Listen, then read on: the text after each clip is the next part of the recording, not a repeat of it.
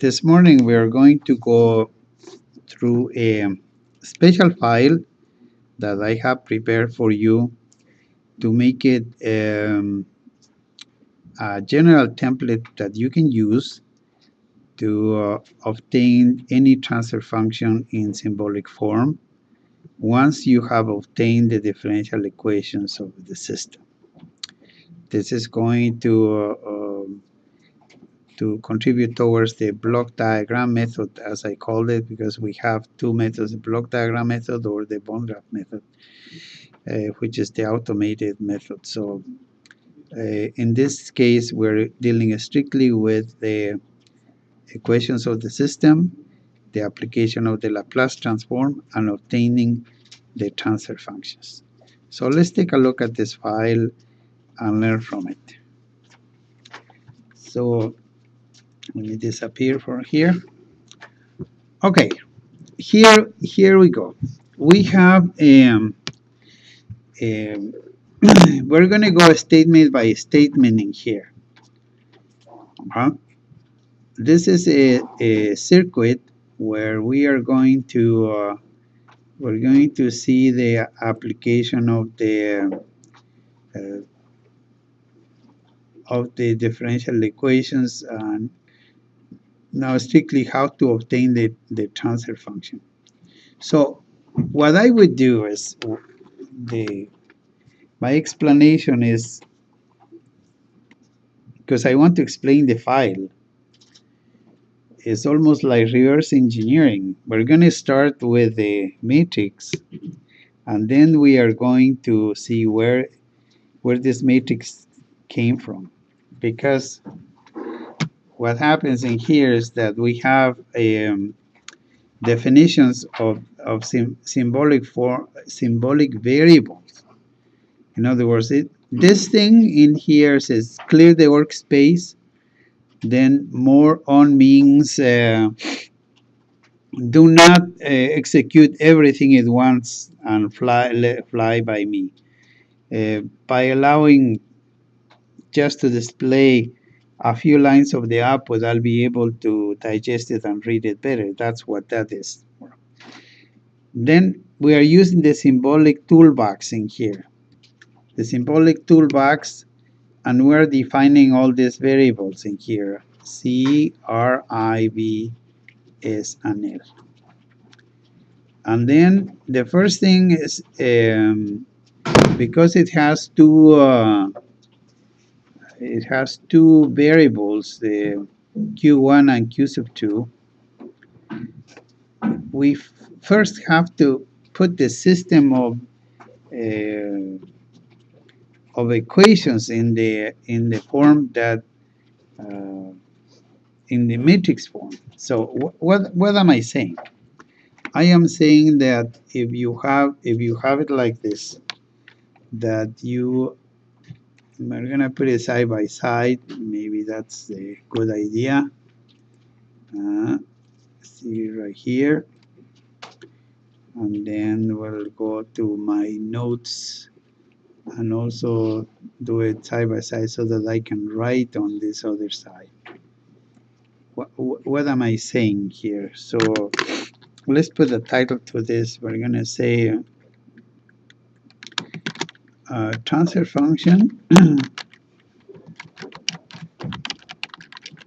by matrix inversion. Okay, so here's the matrix that we start. In here you have this matrix like this. This thing is saying define the first row. When you see it like this, it says do number 1 and then whatever follows. So this is V like this, and this will be minus 1 over C. Okay, that's the first row.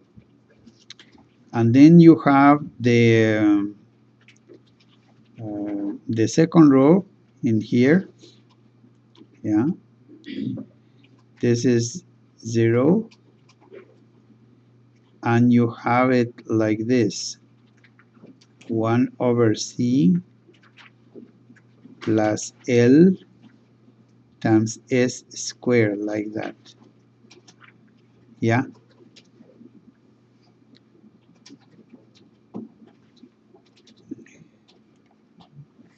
And then we are going to define the denominator. This basically is, as one of you mentioned a few moments ago, how do you actually, using Kramer's rule, how you find Q1 in this case. So this is, the denominator is defined as S times R plus 1 over C, and in here's minus 1 over C. And then the second row is minus 1 over C, and then you have this, you have 1 divided by C plus LS squared, like this. Okay, this is from a set of equations where we are trying to find Q1. It says Q1 of S. That's the statement that I made over here. See, find Q1, and then for finding Q2, I'm just gonna make it the same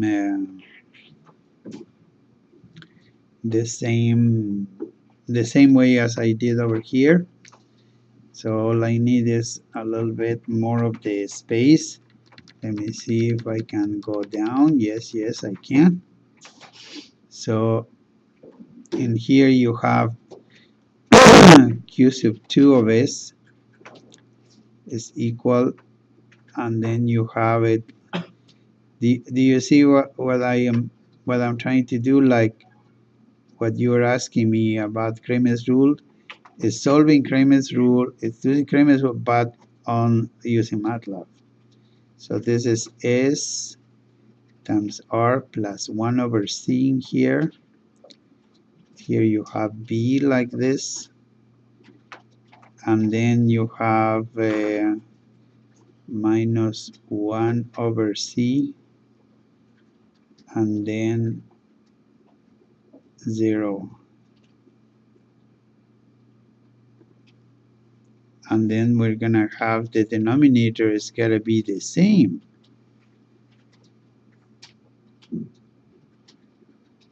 Okay? And here you say the determinant of the numerator divided by the determinant of the denominator. That's how we you do Kramer's rule, no? So just to make sure that everybody's on the same page, you say the denominator is the same for both of them, and that's stated over here. So if you don't remember how to enter these determinants in MATLAB, now you will. So this is R plus 1 over C, then minus 1 over C, and then you have minus, and then this is 1 over C plus LS square. See,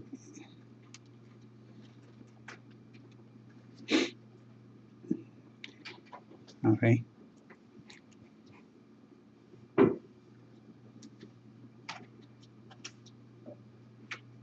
This is what we are solving, but we are not doing it by hand. Do you see what I mean? At this point, by this template that I give you, if you have a 3 by 3, you would enter another row over here and another one over here. And if you have 4 or 5, just keep adding. So if you have it this way, then this statement here does exactly what's on the right hand side over here.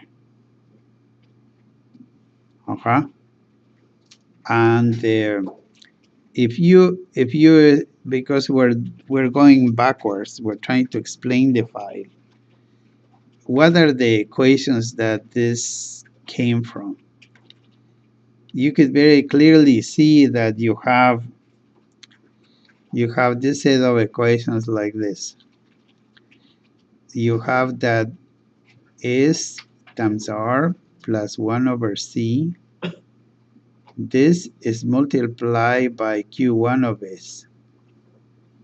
And then minus 1 over C times Q sub 2 of S, like this. And then we'll see this on the first equation is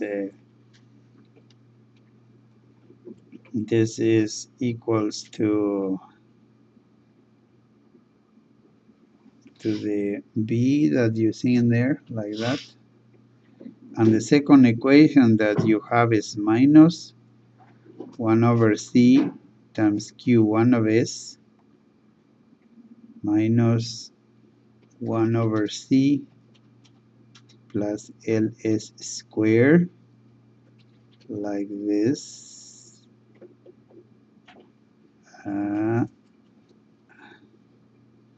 And then Q sub 2 equals 0. So now that we went back to the equations, I am starting from the point of view, from the point where I have applied the Laplace transform, and I just want to find these transfer functions. Okay, and so when you have the equations like this, you put them into the matrix form in such a way that you can find by using Cramer's rule or using matrix inversion, you could find this. Okay, so another way the top is Cramer's rule, but isn't it true that, let me just go here for a moment in here, that this matrix that you see in here, let me make the fundamental argument. This thing is like A times Q1 of S plus B times Q2 of S is equal to, let's call it the constant, let's call it C1. Yeah. And then the second one is like C times Q1 of S plus D times Q sub 2 of S equals to C2. Yeah? Okay. This what you're seeing here on the bottom is the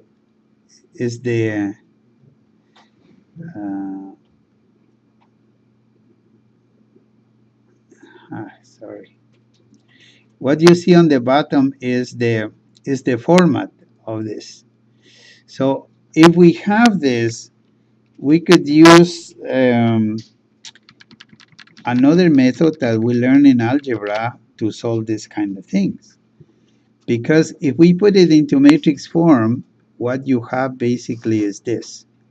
You have that A and B and C and D, and then you have Q1 and Q sub 2 in vector form like this equals to C1 and C sub 2.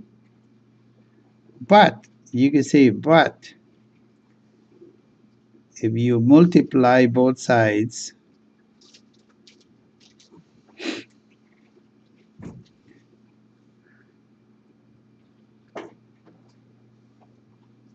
by the inverse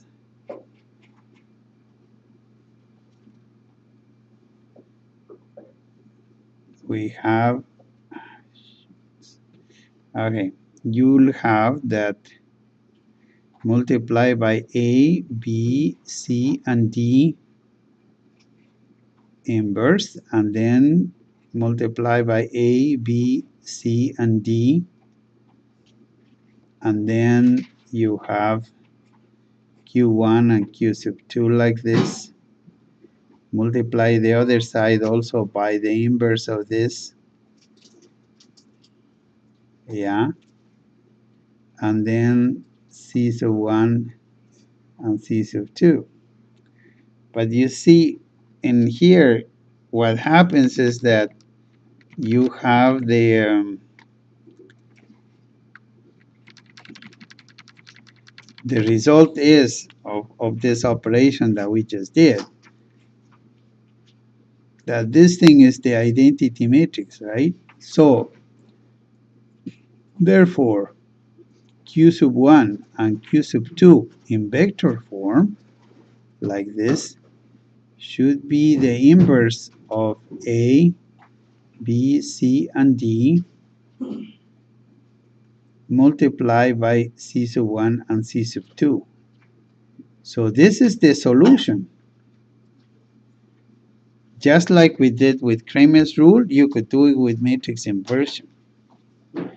But the beauty of this file that I'm giving you, of this template, is that you could use Cramer's rule, or you could use matrix inversion once you define this the way you have it defined in there. So let's go on to see if we find the solution here. Find the transfer function for B sub C is the voltage on the capacitor. In here you have that the voltage is 1 over C times Q1, 1 over C times Q sub 2. So in here I have used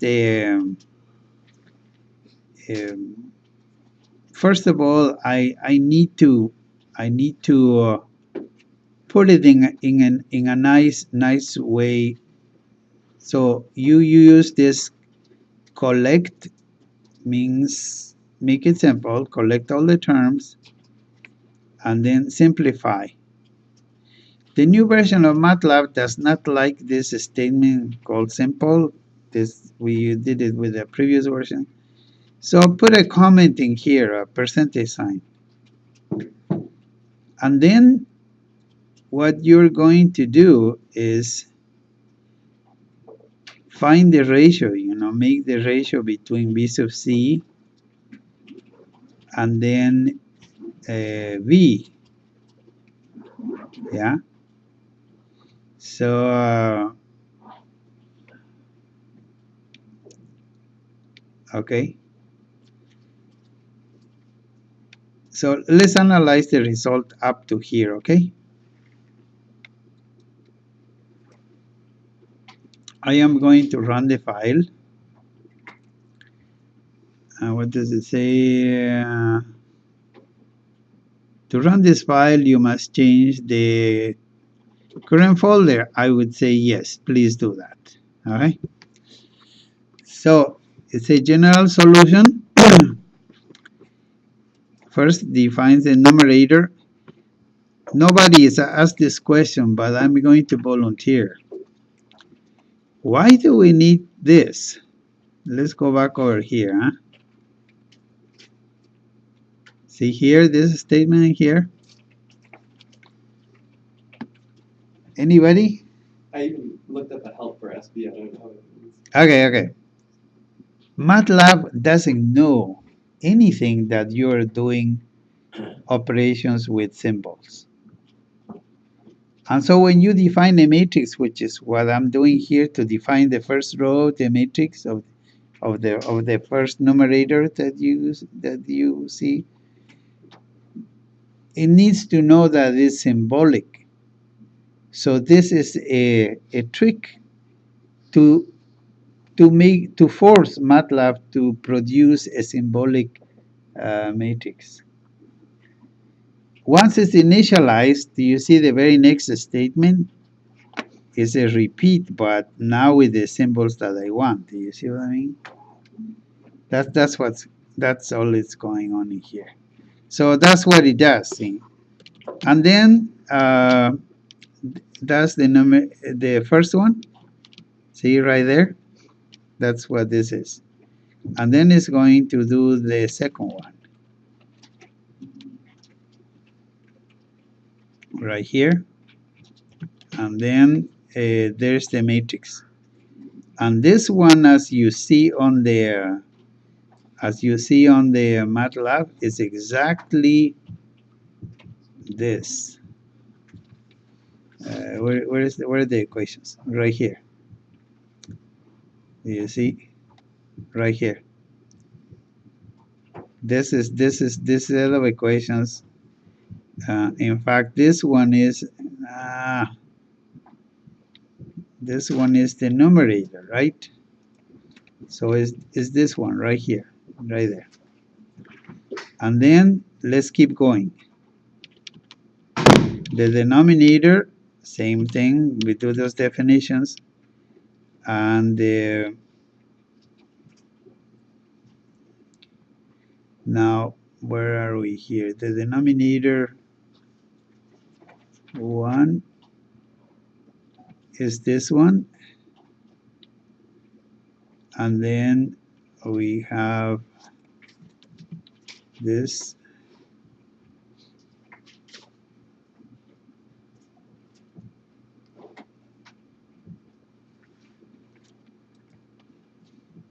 The C is a little farther down, the calculation right there. So this one, you see how it calculated the transfer function in here? Yeah. And there's Q2.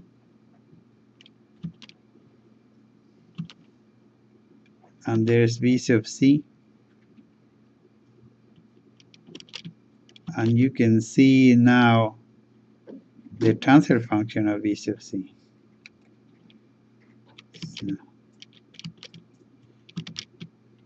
And then we have the total transfer function, LS over, this is the transfer function. Okay. So if you go down, we are finding another transfer function for V sub R. And then you find the numerator, the denominator, and see how this statements that I have in here, they are suppressed because they are not numbers. I am working with symbols. And all I want are those two transfer functions. So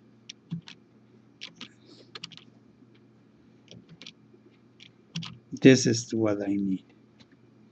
So if I move it up, now that you understand the statements, I don't need to look at those more, but rather this, see.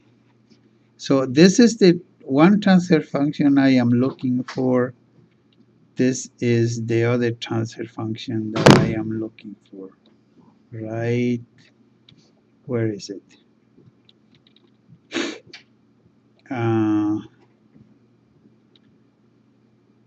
Yeah, here, B sub C. This is the transfer function, and put it in a pretty form. This is what we see. And the other transfer function is this one.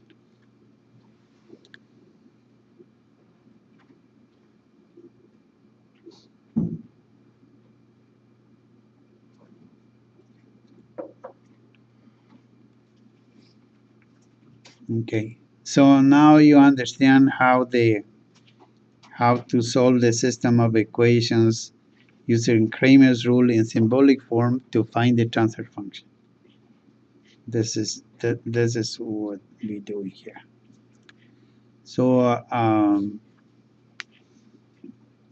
we can compare this using using the bone graft method, and we'll obtain the same thing. Okay. So let's stop there.